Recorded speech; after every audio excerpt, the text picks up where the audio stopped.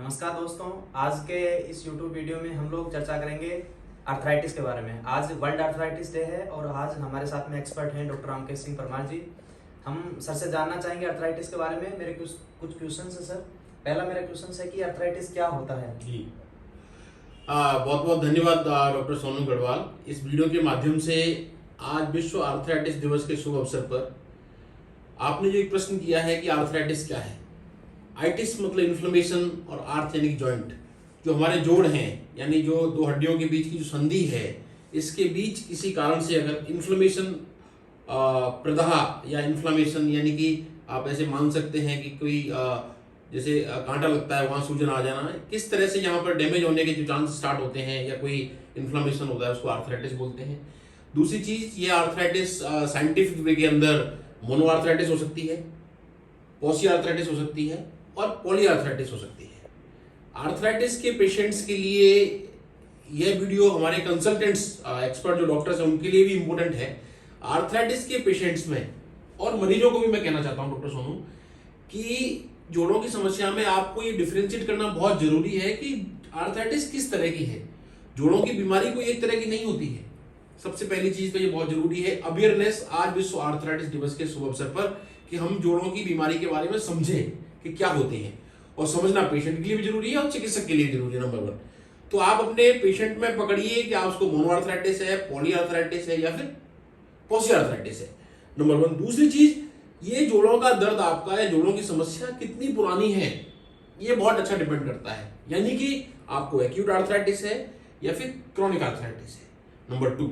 तीसरा प्रश्न हमेशा पेशेंट को और डॉक्टर को पता होना चाहिए कि आपके सिमेट्रिकल आर्थराइटिस है या एसिमेट्रिकल आर्थराइटिस है। इस तरह के प्रश्नों के माध्यम से और जानकारी के माध्यम से आप उस बीमारी की जो आर्थराइटिस है उसके टाइप्स तक पहुंच पाते हैं, और उसके बाद में जब हमें आर्थराइटिस किस तरह का है, ये गठिया क्या है, ऑस्टियोआर्थराइटिस है जो कि डिजेनरेटिव डिजीज होती है, मोनो आर्टिकुलर जॉइंट इन्फ्लेम्ड है जो सेप्टिक आर्थराइटिस का पार्ट है, या फिर कोई इन्फेक्शियस आर्थराइटिस का पार्ट है वो हो सकता है, या फिर क्रस्टल आर्थरोपैथी है जिसके अंदर गाउटी आर्थराइटिस, सीपीवी डिजीज, या फिर एंकाइलोजिंग स्पॉन्डिलाइटिस उसका पार्ट है, या other autoimmune disease like SLE, Sjogren and इत्यादि जो अदर रिमेटोलॉजिकल डिजीज होती है उनकी आर्थराइटिस है।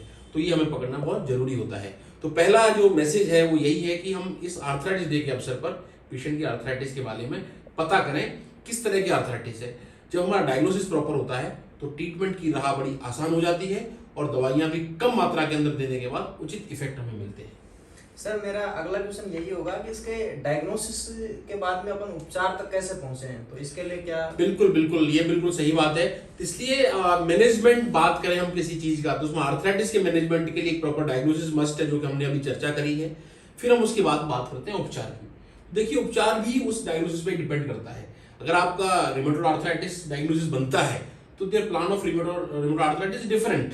अगर आपके पेशेंट के अंदर ऑस्टियोआर्थराइटिस है तो उसके प्लान डिफरेंट है। अर्ली ऑस्टियोआर्थराइटिस है तो we can relief with the exercise और some time pain killer and calcium medication. अगर पेशेंट को सीवियर जॉइंट ऑस्टियोआर्थराइटिस हो गया तो ये दवाइयां काम नहीं करती हैं, देन पेशेंट को हमें रिप्लेसमेंट की तरफ ले जाना पड़ता है। अगर अर्ली टू मॉडरेट आर्थराइटिस है तो कई बार जो विस्कस हाई एल्यूरोडोज का इंजेक्शन होता है उसके बड़े लाभ मिलते हैं।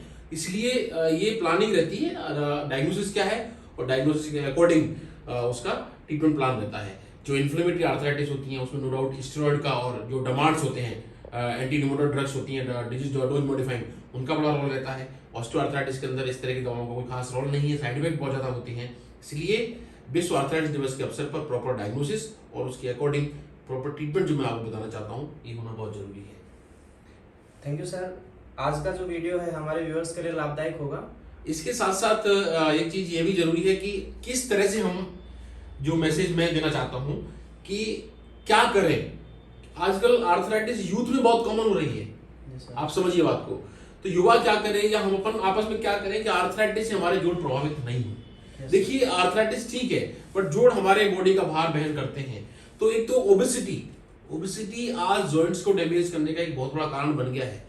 तो अपने आप को वजनदार नहीं बनाने दें, रेगुलर एक्सरसाइज स्टिक हो जाते हैं। आजकल हमारी जो दैनिक दिनचर्या है वो एक्सरसाइज की मूड में नहीं है, ठीक है। हमारी सीडेंटरी लाइफस्टाइल है, उसके कारण हमारे जॉइंट और उसके आसपास जो मसल्स हैं वो स्टिफ होती हैं। तो आप देखिए, मसल्स आर सॉकर, ऐसे समझे आप। एंड जॉइंट्स उनके बीच की जगह है।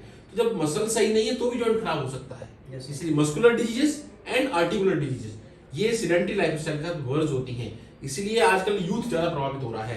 तो एक्सपर्ट फिजिशियन होने के नाते आज विश्व आर्थराइटिस दिवस के अवसर पर 4 मैसेज मैं देना चाहता हूं।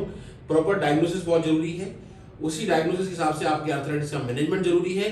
और जो यूथ लोग हैं रेगुलर एक्सरसाइज करें, जॉइंट्स को जाम नहीं होने दें, मसल्स को मजबूत रखें। आपके सॉकर मजबूत होंगे, जॉइंट्स कम यूज होगा, आपका घिसेगा नहीं। मसल्स को मजबूत रखें और कोई परामर्श अगर कोई दिक्कत होती है तो तुरंत अपने उचित चिकित्सक के पास पहुंचकर परामर्श लें, इलाज कराएं। धन्यवाद। मैं doctor Ramkesh Singh Parmar, consultant physician and medical specialist, Jaipur.